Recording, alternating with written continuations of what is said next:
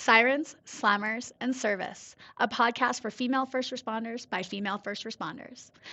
Hey guys, wanted to pop on here before we got into this next episode and let you know about a couple new rad ideas that we have for the podcast. So, the first one is we have a survey up, and I would love to know what you guys think about the show. I'd love your feedback. I'd love your ideas for the next season. And I'd just love to know what you like and what you dislike about the podcast.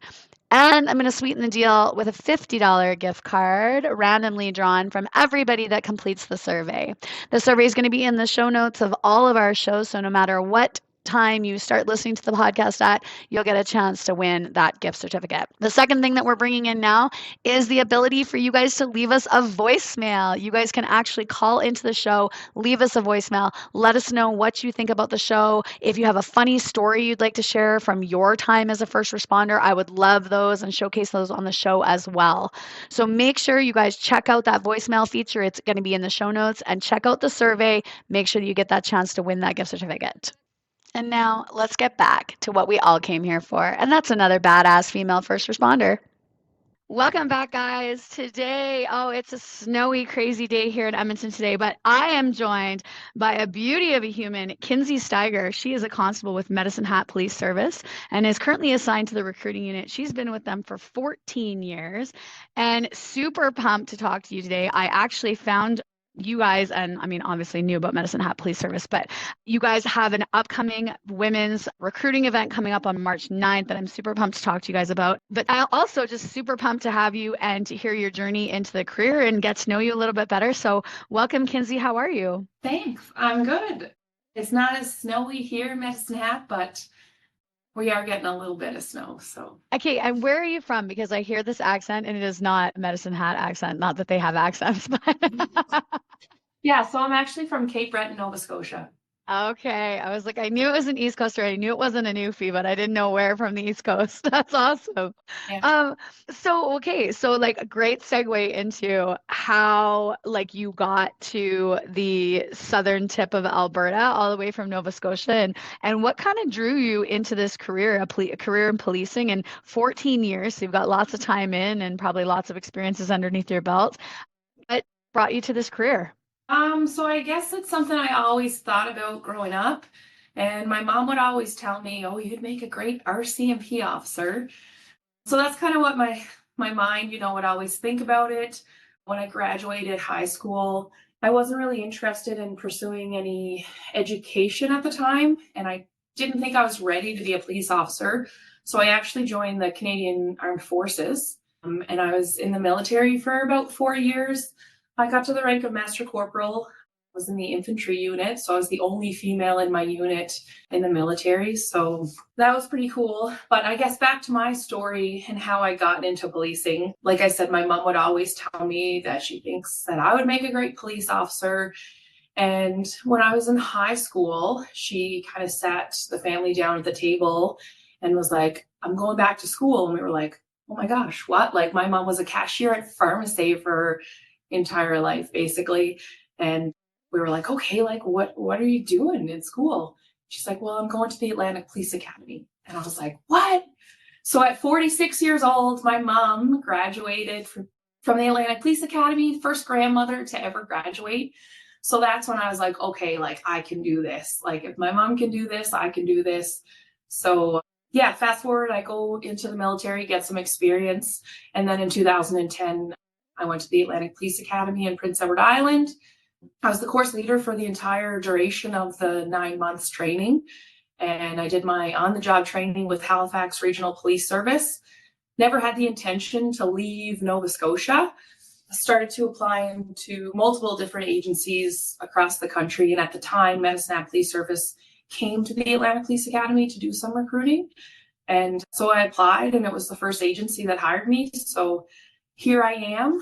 I did actually in 2015 move back to Cape Breton, and I worked with Cape Breton Regional Police Service. After about a year and a half, I just didn't think it was the right fit for me, and I ended up back in Medicine Hat. So that's kind of like why I was interested in policing, I guess. So, Dude, that is a wicked. That is no, honest to God, like that is so wicked. Like I cannot believe.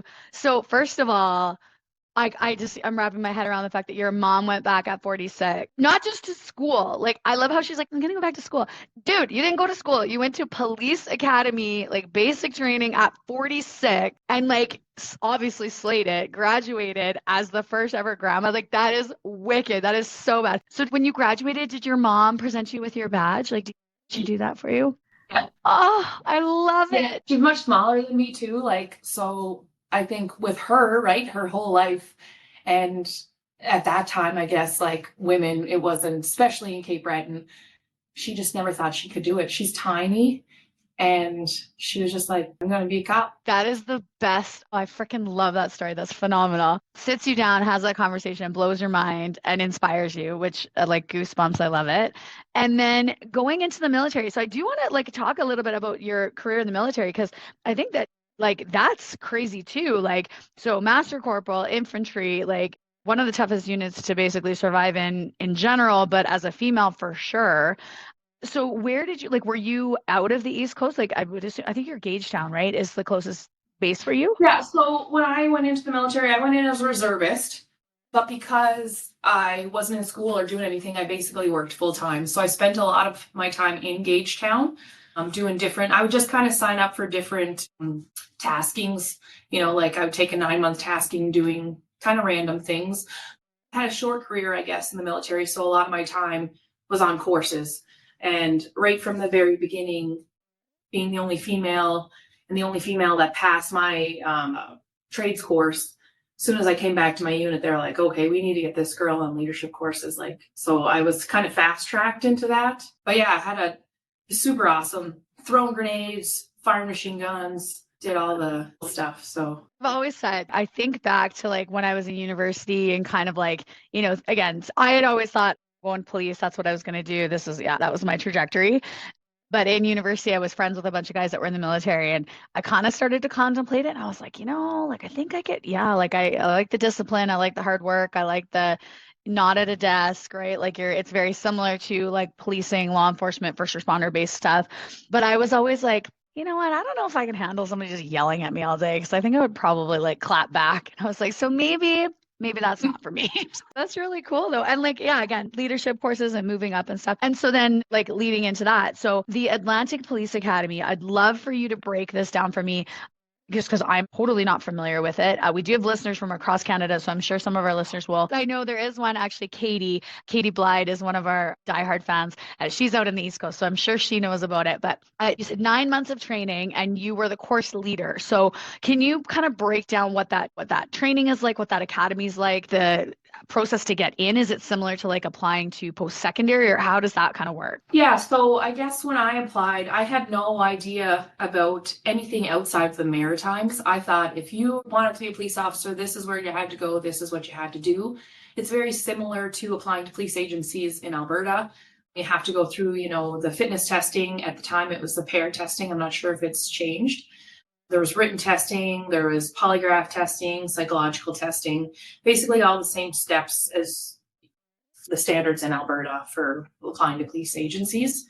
So I went through that process, took a couple of months, and then I started my training in January of 2010. So 9 months of training. So that included all your classroom law, mental health training, firearms training, control tactics training, live scenario type of training. We had a crime scene village at the academy, which was really cool. We had another house kind of outside, and that's where a lot of our scenarios, like our domestic type scenarios, would all take place. We had, our emergency vehicle operations course, all that was done. It was actually, the Atlantic Police Academy was actually right beside an old airport, so we kind of used that as the track. So super neat training. One of my memories of training, I remember we were doing our radar LiDAR training, and Prince Edward Island, I don't know if you're familiar, but it's not a huge island. You can kind of drive across the island in 2-3 hours. And the one day they're like, okay, you're going to partner up. You're going to get in one of our police car, like our training police cars, and you're going to go drive around and just estimate speeds. And we were like, by ourselves? We're going to drive around in police cars by ourselves? So like, kind of like let loose on the, island of Prince at PEI, and could just, yeah, it was super, super neat just driving around the island and estimating speeds for a laser training. So That's awesome. Meanwhile, you're like, I feel like an imposter as I'm driving this car. don't stop any vehicles. You're like, okay. You're like, all right, I'm just gonna be the decoy that's like on the side of the road. They'll see us and they'll slow down, but we Yeah. don't actually do anything, so don't worry, everybody. So when you're at that academy, like, are you being paid or are you paying to go, or like, how does that work? Yeah, so you have to pay all the testing, pre-testing before you get into the academy. That's all cost out of your pocket. And then there was tuition fee as well once you got accepted into the academy. So when I graduated, we graduated with a class of 80. We started out with 100 cadets in the program and graduated with 80. So it's a fairly large program. I don't know what it's like or how it's changed in the last 14 years, but it has a fairly big numbers graduating out of the Atlanta Police Academy. And so, what was the female ratio for that? Like, was there a lot of females in with you, or was it fairly rare? We had 19 females. 19, no, so 19 out of 80. I mean, not terrible, not terrible numbers, not awesome numbers, but not terrible numbers. That's good. Yeah. And then, so when you graduate from that, is that basically like almost like trying to equate it to like Alberta Centers, where it would be like that would be like your police studies diploma, except that you have all these other really specific courses, like the radar lidar course, the EVOC, like all that, so that your firearms training, like you're not getting that at university or during police studies. So is that kind of like once you have that like certificate, anywhere you apply in the East Coast, or I would say probably over Canada, will go, yep, like come on in as an experienced officer, or how does that work? Yeah, so most police agencies like across the country, I believe, do accept you as an experienced officer. I got accepted here in Medicine Hat as an experienced officer. So when we came, we did about 4 weeks of just, Alberta Traffic Safety Act, all those types of things. And then we were put with a field training officer basically right away. So we didn't have to go through any further training in regards to uh, policing. So Right. And so you said when you were done that you ended working with the Halifax Regional Police, or was that like a practicum kind of based scenario? yeah. So it's a practicum based scenario. So once you get into the police academy, you kind of have to pick an agency that you want to do your on the job training. You have to apply to them. They have to accept you, and then you go do 2 months, kind of like a practicum with an officer. So you're in a police car, you're making arrests, you're writing reports, but it's more of a practicum, and that's required in order to graduate. And is it a paid practicum, or you're just doing it for free? Just doing it for free. Yeah, I know. This is what I said. I was talking to another friend who's in engineering, and we were talking about the fact that like engineers are, I think, are the only university level that gets paid to do their practicum. Like the rest of us, we just do it for free. Like if you're in education, you're teaching for 9 weeks for free. Like if you're in criminology, you're going to work. Like I did practicum with the RCMP and I did one with the Young Offender Center. Like you're working for free. So not only are you paying to go to school, now you are working for free, and it's taking up all the hours that you could use to work, to pay to go to university. Like I was just like, I feel like we're getting really the raw end of the deal here. I mean, I know we're getting valuable life experience and work experience, but like, could you give me a little bit of cash for it? I think that's really interesting. I love that model of like just you're there, you're in it 9 months, you're with your troop. So how big, like did they break it down into kind of like troops like that, where you had like your group of 20, group B, group C, group D? Yeah, we had 4 groups, like they call them subsections or sub squads, I believe. Yeah. So, and then the firearms training, everything was broken down, and you'd have, yeah, about 20 people per squad. And so you're living at the academy, I'm assuming too. You're living at the academy. It's very much like military life. There's inspections, there's surprise inspections. Your boots better be polished, your uniform better be pressed, your room better be clean at all times. So if you're in class and they go do a surprise inspection, and they could enter your quarters at any time, nothing was really private. So yeah, it was very military. I was gonna say Military, yeah. Yeah, you probably took like a duck to water because you're just like, oh, I get this, I know this, like, I am ready. Yeah, Oh, that's yeah. funny. I found it like a fairly easy. It wasn't as hard as military life for sure. Yeah, I have a good friend Terry, and she was actually on the podcast in our first season. She's a reservist with the military, but she's working full time with them right now. And she was saying like at one point they were on an exercise and they had figured out that they weren't going to sleep in their beds because they didn't want to like make them. So they had pulled out their sleeping bags and they were sleeping in their sleeping bags on top of their beds. So they didn't have to make their bed every day. And then the sergeant or whatever figured it out and went and like just tossed like their whole entire, she's like, Nikki, it was awful. We walked in, we were like, and she's like, so we learned our lesson. We learned our lesson to sleep in our beds and make them every day. And I was like, that's hilarious. Like, I love that he burned you like that. Yeah. Yeah, similar type of things happen at the Atlantic Police. I remember I heard of these, we called them hell runs actually.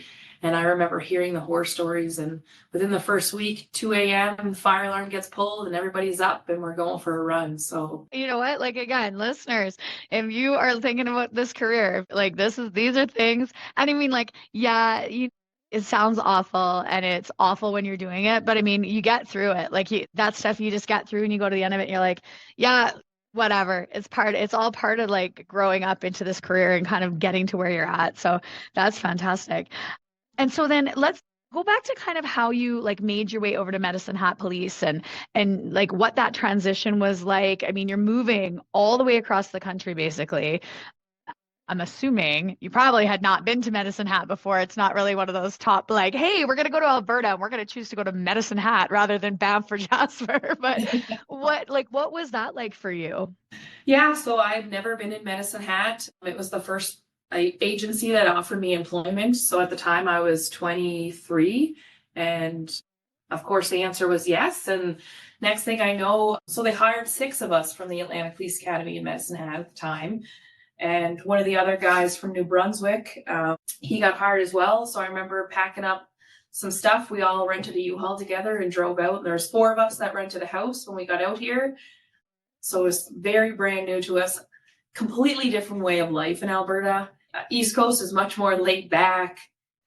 No one's in a rush to get anywhere. Nobody's in a competition with anyone. And you get here and it's just a fast-paced lifestyle compared to home, I guess. So a lot of adjusting, but Medicine Hat was awesome. Felt like part of the family instantly. And yeah, it's been home ever since. So That's awesome because like again, it is such a huge change. Like I said, it's not just leaving like everything you're familiar with. So like the ocean and like the things like like the lifestyle, the family and all this stuff to come to somewhere that's completely geographically different, but also like you said, lifestyle different. And I've heard that from lots of like East Coasters that have come to Alberta that pace, that like y'all never stop. And it's like, I guess, yeah, like that is just the Alberta grind, right? But yeah. yeah, like you are also going to a new job on your own in a new province, right? And not knowing what to expect here. So I'm really glad to hear that, like when you got here, you immediately kind of felt part of that family. How big is Medicine Hat Police? Like how many officers do you guys have? So I think right now we have about 114 sworn members. We just had our 125th anniversary. So it's kind of crazy when people are like, I had no idea Medicine Hat had their own police agency. Well, it's been around for 125 years. So yeah, it's not a huge agency. We have everything big agencies have. We have our criminal investigation section. We have undercover units, school resource officers, traffic units, canine, TAC team, pretty much anything you find in a bigger service, we've got it here. So it's a really great place to work. Lots of opportunity here. So the big thing that I try to explain to people compared to bigger agencies, the opportunities are where in a big agency you get assigned to that one role and that's all you're doing. And here we have to wear multiple hats because we're a smaller service. So we have multiple jobs to do. So for me, for instance, doing recruiting, a firearms instructor, drill team, I can do multiple different things. Our TAC team is part-time unit, so you can be in the criminal investigation section and be on the TAC team. So it's really neat that way. It's unique, and I just think it gives you more opportunity. Yeah, I agree. I think that there's definitely like the style of it. Like if you are the type of personality where you want to kind of get into one role and really kind of nail that down and cement that, then the bigger cities are kind of where it's you should go. But that smaller, yeah, the smaller services, the smaller agencies, things like that, those opportunities, I guess, to really just try a bunch of different things because you have to, right? Like it's not like, oh, I'm just gonna try out, criminal intelligence or I'm gonna try out being a detective. It's like you're gonna have to because these are all extra things that you need to do on the side to be, ready to go. So again, just like the difference between smaller and bigger agencies. So walk me through how like the last 14 years has played out for you. So you come, you're fresh, you're just like rosy cheeked, just straight out of the academy. They put you out on the streets. What did you do? Like, what were your roles over the last kind of 14 years leading you into this recruiting position? Well, I remember one of my biggest memories when we came here, we were kind of like, everyone's so nice. This is almost too good to be true. Like, when is someone going to jump out and like, you're like, surprise, you're on, getting the hammer show or whatever. But I remember coming here, I remember getting all our kit issued, and we started December 6th. So I remember all the kit were like, wow, because at the police academy, you had to purchase all your things, right? Like, everything was paid for in a pocket. If I wanted a flashlight, I had to buy it. So when I came out here and they're issuing me all my kit, I was like, wow, I almost want to wrap this up and put it under the Christmas tree. Like, this is amazing, like getting all the free stuff. So yeah, I started December of 2010. And so another, I guess, piece of the puzzle, my husband is also a police officer. So MEPSNet was the first place that hired us together, is I guess more so why we're here. So yeah, we started in 2010, and I guess right away we did like a 4-week kind of training program just to get us up on, the Alberta Traffic Safety Act, those types of things, and started patrols right away and worked in patrols. That's kind of like that's why I wanted to be a police officer. Everybody's like, what do you want to do in your future? What do you see? I'm like, I just want to be the lady driving around in the police car, taking the calls, hanging out at schools with kids if I can. And that's kind of, I don't see myself in criminal investigation section or all these other sections. I just want to be an officer on patrol. So I did that for a while. I also have 3 kids, so I've had all 3 of my kids throughout my career. And I worked in the training section for a little bit, did our cadet training program that we have here. So I was able to do that while I was modified duties during a pregnancy, which was really awesome. The last 3 years, I was in the Safe Family Intervention team. So that's our domestic violence unit, basically working one-on-one with our shelter here, the Medicine Women's Shelter Society, work closely with Child and Family Services, Crown Prosecutor, just different community partners. So I did that for the last 3 years, and now I'm pretty much doing recruiting full time. So So after having kids, because I know for me, I had my 3 girls through my career as well. How did that like play into that role with domestic violence? Like, because I feel like as females, we have a lot more of like an emotional um, investment, I guess, in what we're doing. And so I feel like domestic violence alone is hard to tackle as a section, as a career, as to remain impartial and things like that. But how did you find that work was once you'd had your kids as well? I don't think I couldn't imagine doing that work without having kids. Just the experience, being able to relate and talk to these people going through these situations. Like, I mean, I would have done it, I guess, but I think having children and having that experience and being able to relate to a lot of these families was immensely helpful. Like I said, I couldn't imagine doing it as somebody that didn't have children. But yeah, I think as a female too, just being able to show that compassion, and I'm a big hugger. So anytime somebody was sad, I would just, if I had nothing to say, I would just be for a hug. And no one's ever turned me away for a hug. So I think just being a female and, being able to just sit and be present with that person where they're at was huge. So Did you find like working in a smaller community, obviously like more people know each other, you have a greater chance of kind of running into people like at the grocery store and things like that. Did you find, I feel like if it was me, if that was my like role, I feel like I would get really disheartened and frustrated seeing the cycle of like women that couldn't get out or chose to go back or things like that? And like, is it compounded by the fact that it's more visible to you in a smaller community? Like you can see that they're back in that shitty relationship, or they're back, where you just basically rescued them from and helped them get out?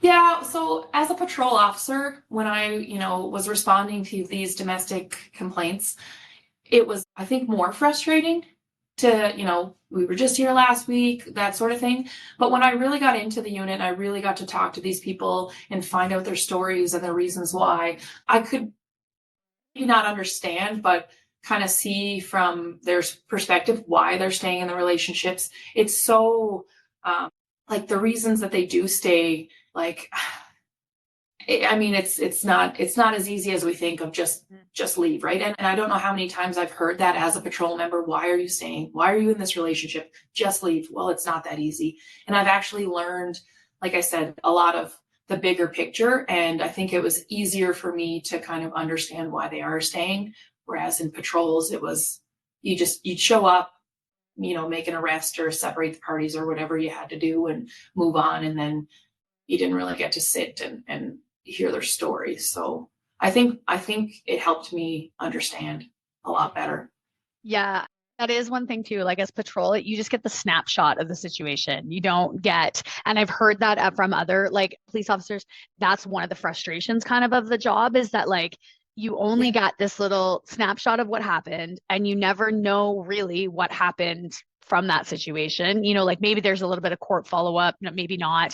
Maybe you get called back the next day or the next week and there's a little bit of follow up like that, but there's never any kind of like closure on a lot of those calls and that frustration of like like one of the members I was speaking to, I always wonder what happened to her. I always wonder, like and it was a sexual assault victim. I always wonder, did she heal? Did she recover? Was she able to move forward? Like I always wonder about her. And so that ability, like you said, to kind of move into that section and be able to see a little bit more, maybe not full closure, but understanding. And I agree with you. I think we are very quick to say just leave, just get out, like just grab your kids and go. But there's finances, there's like the control and the manipulation that happens in a lot of those domestic violence relationships of like they don't have access to cash or phones or vehicles or like they physically can't leave, right? And so that's really interesting. Okay, so now working in this new role in recruiting, big shift, big change kind of in what you're doing. And I love that you got the opportunity to do the cadet training too, because I think that probably leads really well into your recruiting because basically what they're going to be going into once they're a member. But what does that recruiting process look like now for Medicine Hat Police and this event that's coming up on March 9th for you guys targeted to women, which I love. I always love that. How does that process work out for you guys? Yeah, so it's like I said, all police agencies across the province have to follow the same standard. So the application package would be your first step. It's very, detailed, very comprehensive. So I always tell applicants, don't leave it till the last minute. It's not something you can do overnight. The personal disclosure package has over 100 questions in itself. So take your time and give yourself time to complete that. Once your application is accepted, then you move on to the written testing. So we're still doing the Alberta Communication Test and the Alberta Police Cognitive Abilities Test. So we're doing both of those. And then once you pass those, you move on to the fitness testing and we do the APREP here. Once you pass the APREP, then depending on scheduling and if you're from out of town and a couple different factors, you might be doing your panel interview first and then your polygraph exam, or polygraph exam first and then your panel interview. Once you're successful with those, we move on to the psychological testing. And then if you make it through everything and we think you're a good fit for the service, then you get offered employment. So then you're hired as a 5th class constable, you're paid throughout your training, you have a job at the end. I guess, of course, after successful completion of the training. So. And how long are you finding on average? I know it's kind of hard to say that because each applicant is different and stages and things that they go through, but how long on average is it taking somebody to move through that recruiting process? So we're a smaller service, so we do it kind of a little differently than a bigger agency would because we don't really have that full-time team to go through applications throughout the year. So our application deadline is June 1st. So once the applications come in, we do like a weekend of written testing, physical testing in mid-June, and then kind of work through the process. And we usually like to have those job offers by October, and then training will start in January 2025. Okay. Yeah. Okay. So that's good. So, to all of our listeners, start getting your poop in a group now so that you are ready for when you need to go through this process. I know for me, I'm finding in my role at running fitness testing up in here in Edmonton that people are not being prepared in any way, shape, or form, which is really frustrating. I think the mentality right now is just like, ooh, there's a job. Ooh, look at the wage. Okay, I'll go do that without any like real true forethought as to like A, how the process and all the steps it entails, or B, the level of fitness you need, or just again, like the time it's going to take for you to move through the process. And like your like Medicine Hat's process is very similar to EPS, CPS, Lethbridge, Camrose, like RCMP, corrections, like all of these, it's very similar. Like the stages are the same, the steps are the same, the time frame is the same, right? People are expecting, I think, to just roll in and be like, boom, boom, boom, and I have this job in 3 months. And it's like, well, that's usually not how that works, right? And leaving things to the last minute, like you said, the application or the fitness is where we see people fall down. They've gone through the entire process and the only thing that they have left is their fitness test. And they come and run and like abysmally fail, like a 9-minute pair. Like it's like, oh my God, abysmally fail. And then when I say to them, like, you're looking at like a year, like you're looking at a year of steady fitness work to get you to where you need to be. They're like, but I need this job. Like I have the offer is there. Like they said I have to have it in 3 weeks. And I'm like, well, good luck with that. Good luck with that. I mean, I can do my best, but I am no miracle worker. Okay. Like I don't think I can shave 4.5 minutes off your pair in 3 weeks. Let's give her a shot and see, right? Are you finding a certain spot where you notice that a lot of applicants drop off? Like, is there different stages where, like, oh, after the AppCat, we lose a bunch of people, or after the A-Prep, we lose a bunch of people? I think our most applicants usually drop off around the written testing, fitness testing portions. Do you That think it's like lack of preparation, or is it just more like not having the knowledge to do the written evaluations, or again, fitness obviously is fitness, but is it something like that? I definitely think it's preparation. So myself, I was a young 22-year-old that thought, oh, like I'm pretty smart. I can go pass these written tests, no problem. And I get there and I failed my tests the first time. Mhm. And I was devastated. But then I was like totally unprepared. I had been out of school for a couple of years, so I wasn't really in that mindset of testing or anything. So I went back, and at the time, I went to the library and got the actual books. Now everything's available online. And I prepared myself and had no issues the second time. So I think preparation is huge. I tell people all the time, don't just because you have a degree or diploma that you think, I'm going to pass this because you have an education. That's not necessarily the case. Prepare, do the practice tests, do everything you can for the best result, right? Yeah. Same with the fitness testing. Like we do the practice days where you can come out, you can't necessarily run the entire fitness test, but you can try the push pull, you can try the stairs, you can jump the wall, come out. And why would you not take advantage of that? Because there's a lot of times where people, they might be super fit, but because the technique they used on the push pull, they're failing, right? Yes. Yes, I get that all the time. I get that all the time. And I'm 100% with you. Like when I applied for RCMP and corrections, like there was nothing to practice. There was no practice sessions. There was no YouTube video tutorials like I make. There was like you showed up in the gym and were like, dear God, please let me not look like a total dickhead while I do this, right? Because I have no idea what I'm doing. I have not had any attempt to practice on this machine. And now, like, I mean, yeah, run with recruiters. There's like practice days. We Blue Line offer every Saturday, open gym, drop in. The courses are set up. The push pull is there. The wall is there. The dummy drag is there. We'll run you through the beep test. Like, we have this stuff. Like, take advantage of these things, people, to be more prepared, right? Where like you're saying, the fitness I get all the time. I'm not gonna lie, usually men who come in and they're like, yeah, I'm at the gym 6 days a week and I'm super fit. And then, because one of the questions I asked is like, what is your level of fitness? Poor, fair, good, or excellent? Excellent. I don't even get the freaking question out of them. Excellent. I'm like, oh, let's fucking see, bud. And usually they're the ones that fail, right? Because again, their technique on the push pull is atrocious or their cardio is non-existent. Like going to the gym 6 days a week is great. If you're just lifting weights, you're gonna die when you run these fitness tests. Like you're gonna fucking die. So you need to be doing cardio and not like do on the treadmill or like walking on the stepper, which is another one. Just a personal rant here. When I go to the gym and I see people walking on the step and they're like looking at their phone, like they're not even stepping fat. They're just like up the stepper. And I'm like, I hope you are not counting this as a workout because if you are counting this as a workout, that is ridiculous. Like, Yeah. but yes, okay. And so then moving kind of into the interview phase, because this is another thing I get asked a lot. We do offer interview prep at Blue Line, but it's more keyed towards like peace officer, sheriff, corrections, stuff like that, not necessarily like the disclosure interviews or panel interviews that you guys put on. But is there a way that people can prepare for those? Is there, things that you don't want people to do to prepare for these interviews? Like any kind of advice on that? Yeah, so we do behavioral descriptive interviews. So we're expecting you to answer in the STAR format. So your answer should be the situation, task, action, and result.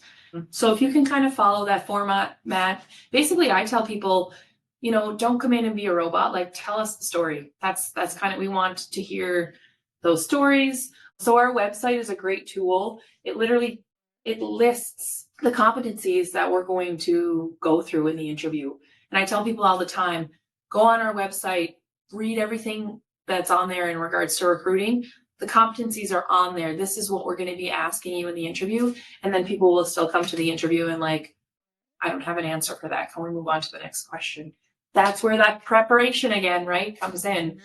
That's something you have to prepare for. You need to sit down, say the words out loud, practice your speech of tell me about yourself, right? Mm-hmm. Like everyone thinks, oh, I know myself. I can talk about myself. But when you're put on the spot and there's 5 other people across the table waiting to hear your response, you're stumbling over your words if you're not prepared. So First, especially as the first question, right? Which then does not set the tone well for the interview at all. And I always say, whenever I do an interview prep session with somebody, I always say, be specific. Like, be specific in your answers, right? Like, want to know, because I was a hiring manager for the longest time with corrections. We want to know, when was this? Where was this? What was your role while you were doing this? If this is a work related example, were you a frontline officer? Were you the cashier? Were you the stock boy? Or like, what was your role? And then explain to me the full situation. So not just that, a customer was upset. What were they upset about?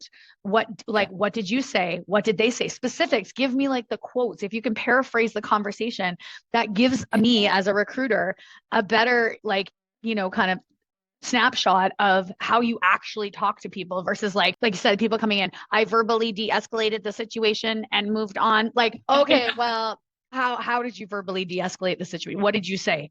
Yeah, okay, so did you actually verbally de-escalate the situation, or did you just research that that's a buzzword that we use in law enforcement? Like, what did you say, right? So exactly. And the fact that the core competencies are on the website, like, people, that is your cheat sheet. If you do not understand what that means, those are literally the categories of questions they're going to ask you. So the core competencies are going to say teamwork, leadership. I'm just picking, I don't even know. I should look at your website and know what they are, but like, leadership.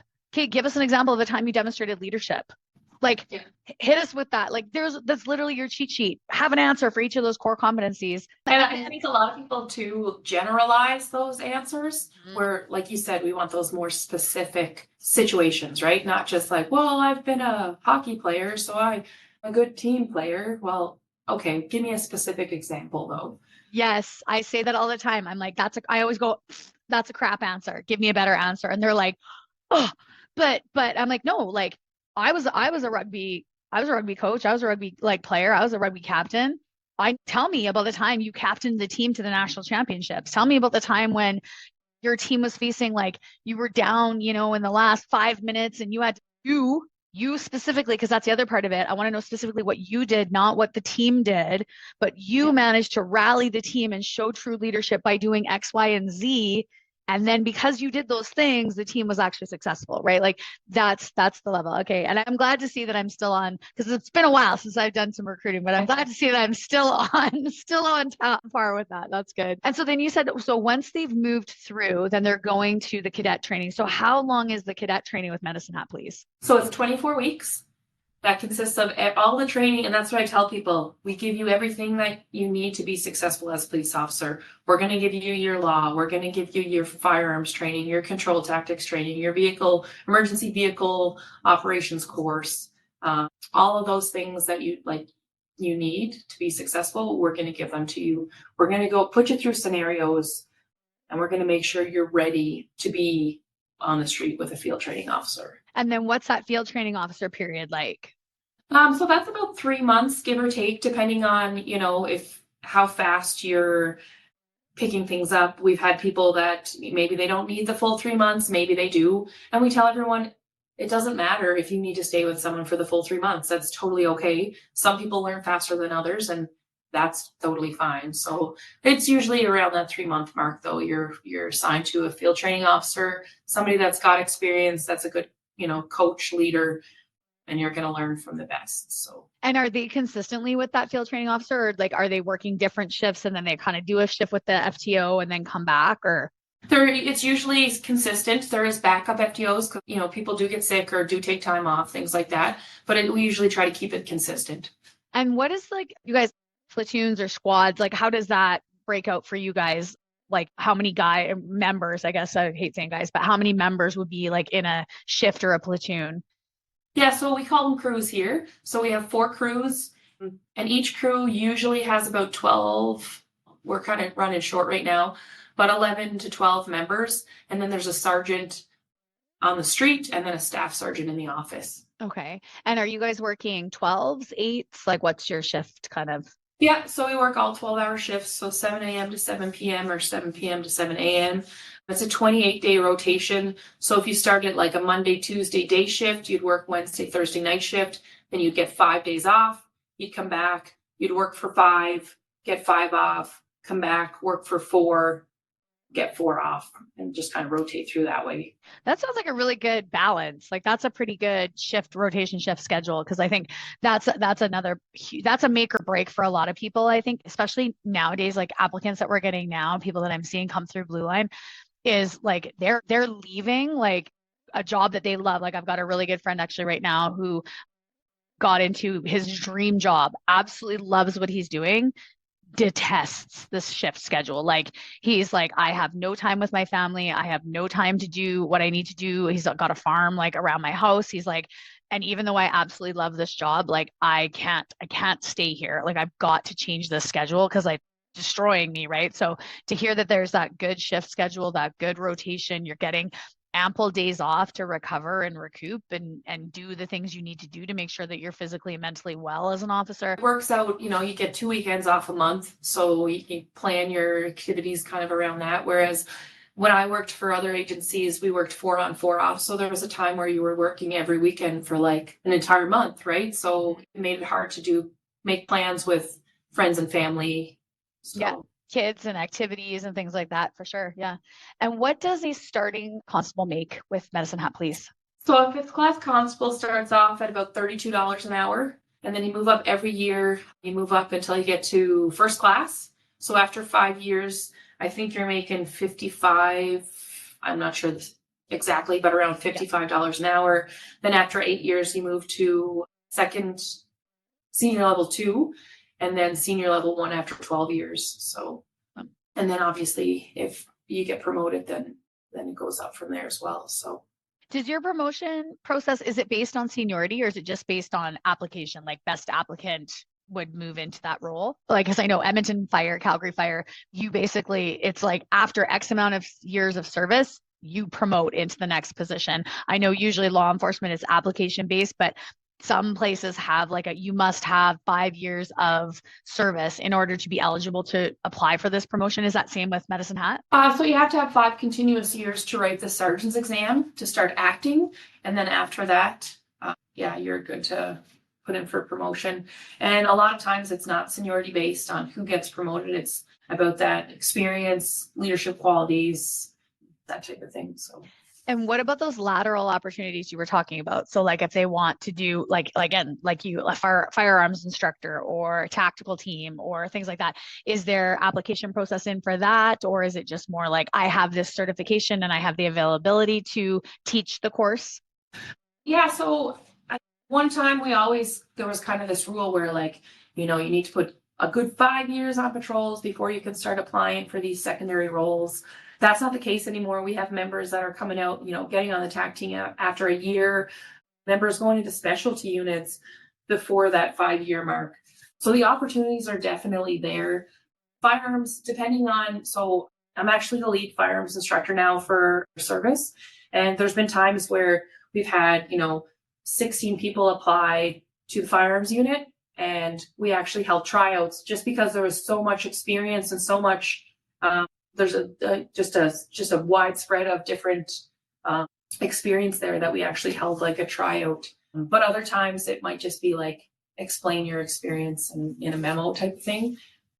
But yeah, I guess it all just depends on the numbers as well. That's awesome. I like to hear that those like lateral opportunities are there for people that are looking to move into them, because that's the other thing that we hear, and that I know again as a manager in corrections that you would always hear is like, I don't want to just be a living unit officer for the next 30 years of my career. I don't want to just be a patrol, or like you were saying, flip side, I don't want to move. Like, I've got this like rock star officer that I'm like, I need you to be a supervisor. Like, you're so good. You're such a leader. Like, please apply. And they're like, nope, I don't want to do that. I want to stay a frontline. I want to stay patrol. I don't want to be a sergeant. I don't want to like, I'm good. Right. So it's nice to see that the opportunities are there if you're looking for them, that you don't have to be kind of pigeonholed into a box of like, you're only going to be patrol for 10 years before you can start applying elsewhere. Cause I think we lose a lot of people based on that kind of like targeted years in like parameters. So okay, well, I taken quite a bit of your time, and I want to definitely get to our rapid fire questions because I love these ones. They always make me laugh, and there's usually some really good answers. But you've shared like a massive amount of information, which is fantastic. I know our listeners are absolutely going to love this episode. So to wrap up, rapid fire questions, quick and easy. We're always start with this one. When you were on patrol, or even now, like when you're working in recruiting, what is your favorite food or snack to eat while you are on shift? Probably pizza. Yes. What pizza though? What kind? So on the East Coast, like I said, things are simple there. So if you call a pizza shop and say, "Can I get a half and half?" Everyone knows what you mean. You're going to get half pepperoni and cheese. You're going to get half combination. Combination would be pepperoni, mushrooms, and green pepper. And that's pretty much it for your selection of pizza on the East Coast. When I moved out here, they're like, there's cheeseburger pizza. And it's like, well, if I wanted cheeseburger, I would just get a cheeseburger, So I'm a pepperoni and cheese type of girl. You know what though? I freaking love that, because like as you were saying that, I was like, yes, I love pepperoni and cheese. And yes, I love pepperoni, mushrooms, and green peppers. And yes, I would love a pizza that is cut in half that has both of those things on either side of it. Like, we need to bring that in. I'm really glad you didn't talk about the gross donair sauce on the pizza, that like, or the dipping sauce. Like, what? Ew, it's so gross. I don't know. Yeah. Like the sweet, like so Blowers and Grafton, I'm sure Blowers and Grafton. Yeah. So they came to Edmonton and everyone was raving about it. And I was like, okay, great, let's go. And I went and they brought out the donair sauce. And I was assuming it was like Alberta donair sauce, which is not sweet. And so I dunked my dipper thing in there and I was like, that's going to be so good. And then I took one bite and I was like, couldn't get it out of my mouth fast enough. I was like, what is it? It's like, oh, it was so gross. I was just like, what is happening out here? And then if you tell certain East Coasters this, they like lose their minds that I would blaspheme against their donair sauce. I'm not a donair sauce fan, so yeah. Ugh, gross. Okay. So thinking back now over kind of 14 years and all the things you've done and seen and had the opportunity to kind of experience, what would you say is kind of one of the most memorable things that sticks out in your mind over your kind of your 14 years of patrol or time in with Medicine Hat? Well, I was trying to think of like something really good because I have quite a few examples. But I got a call one time, patrol, and this frantic person was like, "Oh my gosh, you need to send somebody. I found a giant turtle." And I'm like, oh. So I get there, and sure enough, there's this giant tortoise on the front lawn. And this lady's like, I don't know where it came from. And like his shell was all like, it looked like he needed to be in water. He looked really dried out. His shell was starting to crack off. So I'm kind of like, oh my gosh, I need to save this turtle. So I start like spraying it down with the hose. And I didn't know what to do because like the SPCA won't take turtles. So we find this contact number for Chaotic Exotic in town. And there I am with this lady's hose spray, thinking I'm saving this turtle. The guy rolls up and he's like, it's a desert turtle. It doesn't need water. So I'm like, oh my gosh. Here I am thinking I'm saving a turtle, but I was actually doing it harm. But the turtle survived. He knew exactly who the owner was. I guess people here, because we are kind of like a desert in Medicine Hat, people have giant pet turtles and they leave them out in their backyard and they escape. So This is awesome because we always talk about like you never know what you're gonna get when you go to work in a first responder career. Like you never know. You wake up in the morning. At no point in your morning did you think today I'm gonna be rescuing a desert turtle that is giant, that is on somebody's lawn, right? But you get called to these things and you go, here I am doing the best yeah. I can. I have no idea what I'm doing, but we're gonna do the best we can. We're gonna save this turtle. And that is crazy that people just have giant tortoises and just have them in their backyard. I don't know that it would be a pet that I would be like, yes, absolutely. And how did you not how did the person not notice that it escaped? It's not like they move very fast. Like clearly your turtle was unsupervised for a long period of time. Yeah, I guess the person that owned the turtle, their gate in the backyard wasn't latched and they let their turtle out for their daily sunshine time and escaped the backyard. That's hilarious. He's like, I'm going on an adventure. See you later. Okay. Again, you talked about the gear and being like, I want to wrap this up and put it underneath the Christmas tree. What out of your gear is the favorite thing that you get to use or, play with on a kind of shift or on a daily basis? I feel like my gun. I love firearms in the military. I got to throw grenades, shoot machine guns. That's kind of where I fell in love with it all. So, I mean, we have lots of nice kit, but my gun's probably my favorite. That's awesome. And I love that you're a firearms instructor as a female too. I think that that's freaking rad. And obviously tons of experience. You're saying that you're like the lead of it. So that's fantastic. Okay. And then the last one I have for you, and because you're in recruiting, it's a great one, is what would be a piece of advice that you would give to somebody that's looking to apply? And I know we've talked about preparation and we've talked about kind of the different aspects of that. What's something if somebody's coming to you and saying, you know what, I want to be like you when I grow up? Like, what are you telling this person? So the biggest thing I think, and I'm going to speak to females on this one, because I believe there is a confidence gap there between male and female applicants, is yes, you can do it and you can do a really good job of it. Because a lot of people, think in this profession because they're female, well, I'm not big enough, or I've seen lots of people pass the A prep, push that push pull machine, and they're not very big. So yes, you can do it. Ask all the questions. That's what we're here for. Like, you can give me a call, send me an email. I can sit down with you one-on-one and I can tell you all the things that you need to know to prepare yourself. So ask the questions. There's no stupid questions. Ask the questions, and yes, you can do it. Yeah, and it's totally true. There is that confidence gap of like, I don't know, or I don't know if I like, I could probably pass the training or probably pass the fitness, but like, I don't know that I'll last the academy, or I don't know that I'll last, on the job, like having to do the actual work. And yes, you can. Absolutely, you fucking can. Like women can do anything. Absolutely, we can. And I So always get the question too of, well, I'm too old. Well, how old are you? Well, I'm 35. Listen, my mom did this at 46. She's in her 60s, still working patrols right now for Cape Breton Regional Police Service. So yes, you can. yes, yes, I love that. I love that. Okay, one last thing too, because I know that we didn't really touch on it, but you've got this event coming up on March 9th, a female recruiting event. Can you just give me some quick information on that? Yeah, so March 9th, we're going to have an open house, all females, in celebration of International Women's Day. We thought it was a great opportunity, great timing. And we just want to invite all females over the age of 18, because we do want people that are interested in a career in law enforcement.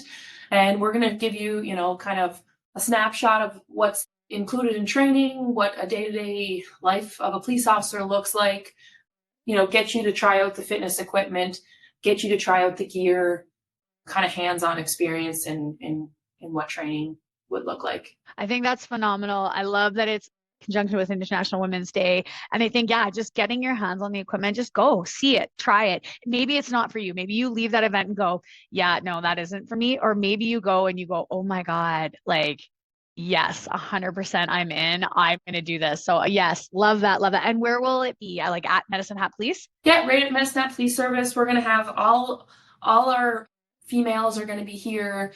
So all of our units are, it's all going to be female led. No guys, no boys allowed this day. Um, Yes. so yeah, it's going to be awesome. It's going to be, like I said, hands on.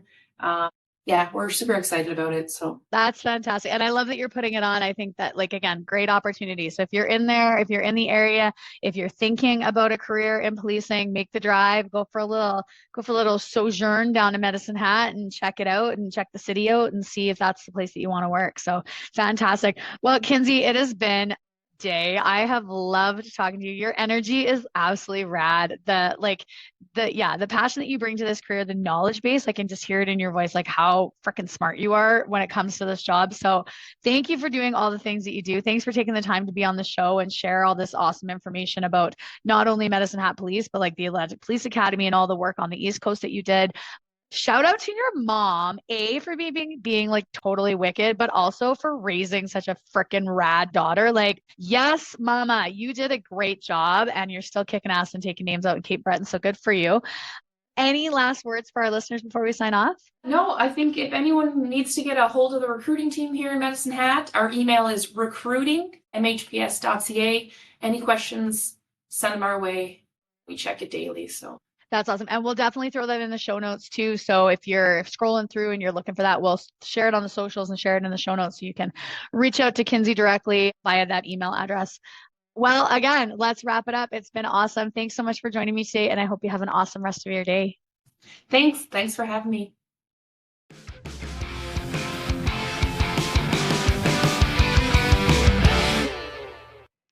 Well, that's it for today, folks. Thanks so much for tuning in, listening, giving me your time, your energy, and your attention. I completely appreciate it.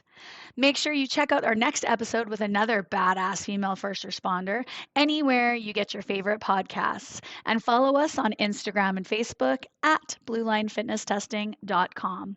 I hope you stay safe, keep your head on a swivel, and watch your six.